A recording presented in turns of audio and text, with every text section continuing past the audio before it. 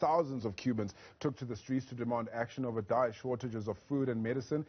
These were the largest protests since Fidel Castro seized power in 1959. Now, citizens are frustrated with rising prices, they're frustrated with falling wages and the government's failure to address economic challenges. To discuss how these protests started and the role of Afrocubans, we are joined by Amalia Dache, who is a lecturer at the Penn Graduate School for Education. Amalia, such a pleasure to be talking to you this morning. A very good morning. Let's start with, where these protests started. I understand they flared up on Sunday after blackouts.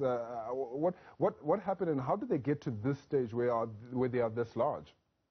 Yes, well, the protests started on Sunday, and they started in marginalized neighborhoods. And I say marginalized because the president of Cuba calls them marginalized communities in a sense to kind of diminish the strengths of the Afro-Cuban youth who are leading this movement and to minimize their efforts. But marginal in the sense that these are the communities that have the highest rates of poverty and the highest rates of Afro-Cubans. So the community that it started in was the San Antonio de los Baños community. And so this community started up in July 11th, and also communities from across the island. So 62 cities from across the island have experienced resistance and acts of protest coming from the youth and coming from Cubans who are tired of 62 years of dictatorship. But what happened is that this actually spread from the San Isidro movement, that it's another area in Cuba, another town in Cuba that is marginalized in the early 2018 by artists, Afro-Cuban artists, Dennis Solis, Luis Manuel Otero Alcántara, who is now in custody, who is being detained. So we have people who are missing in Cuba, and we have artists who are being detained, and we don't know, we can't hear from them because, as many of you know, Cuba blocks the internet from its people. Sure. Now, these artists that are detained and the people that are missing, are they specific targets? Is there a reason why they in particular have been detained? Well, again, this movement started in 2018, the San Isidro movement. It started in this barrio, and it started with the artists. So they started engaging in hunger strikes and drawing attention to the international community through the minimal internet that we have in Cuba. And it started gaining attention, and they became targets. And so now, even though supposedly they released Dennis Solis, we still have Luis Manuel Otero Alcántara, who is in custody. And that is a major problem because, again, this also underlines the racial tensions that Cubans have been experiencing for 62 years. And these are not the first movements, right? These are the movements that are being led by Afro-Cubans since 2018. And the song Patria Vida, Homeland or Life, this song has come from Afro-Cuban artists, reggaeton artist, Gente de Zona. I don't know in South Africa how familiar you are with reggaeton, but I imagine that you've heard this music and heard this song because over 7 million people have watched this video called Patria Vida, and that is the anthem of freedom for Cuban people, and especially people who know that the struggle starts with those who are the most marginalized in the most marginalized communities, those who are, still trying to get the shackles of colonialism from this government and experiencing both classism and racism. Now, I mean, COVID ravaged the Cuban economy. It shrunk by about 11%. I believe that's the highest since the early 1990s that's been the case. How, are the Cuban people looking to turn this around?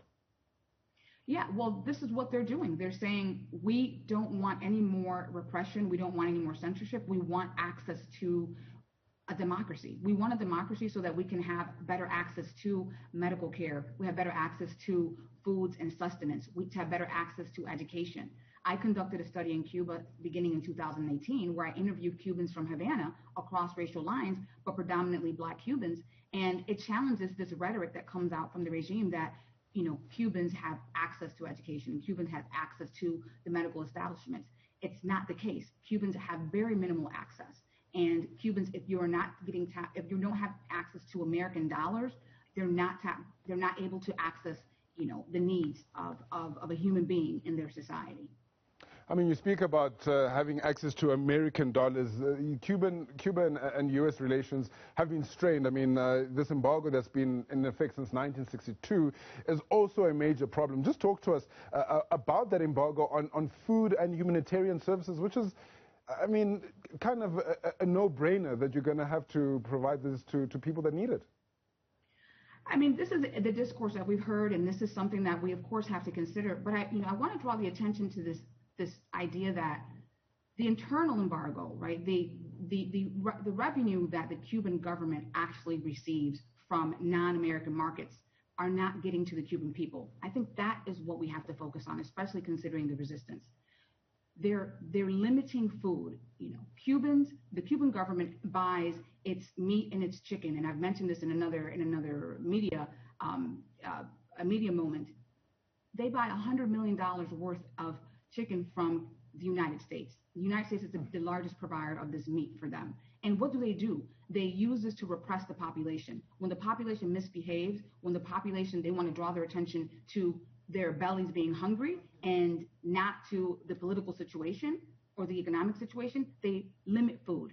And that is what we're and they also terribly fund everything else but the police state and the military state. And so that's the other piece. So what is the Cuban government doing with the money that they do have? That is the question of the hour.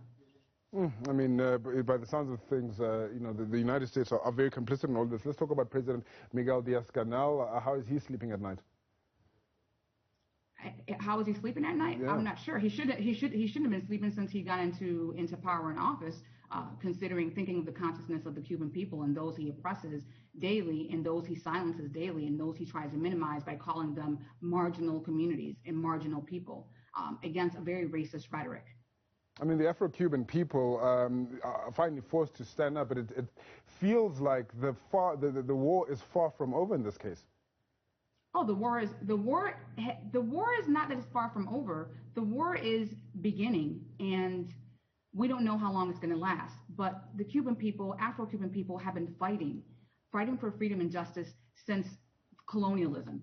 Since 1899, during the fight for independence, when Afro-Cubans and white Cubans worked together to bring down Spanish colonialism, and so they are not unfamiliar with the fight. Now the international community has to support them. The international community has to say, we want to get rid of totalitarianism. We can no longer accept a dictatorship in Latin America. We didn't accept it in Europe. Why are we accepting it? Why does the Cuban government get a pass? And what is the government's response, the Cuban government, in this? Which government? The United States government? The Cuban government in particular. What is their response to this? Their response is repression. Their response is imprisonment. Their response is censorship. Their response is removing internet from Cuban people so they can't communicate their pain and their suffering to the international population. And have you seen any crackdown on journalists as well? I mean, it's... Absolutely. Yeah. And how's that looking in Cuba? There's journalists who have been running independent media in Cuba who have been detained as well. So this is the theme: detention, imprisonment, violence. That's the response from the Cuban government.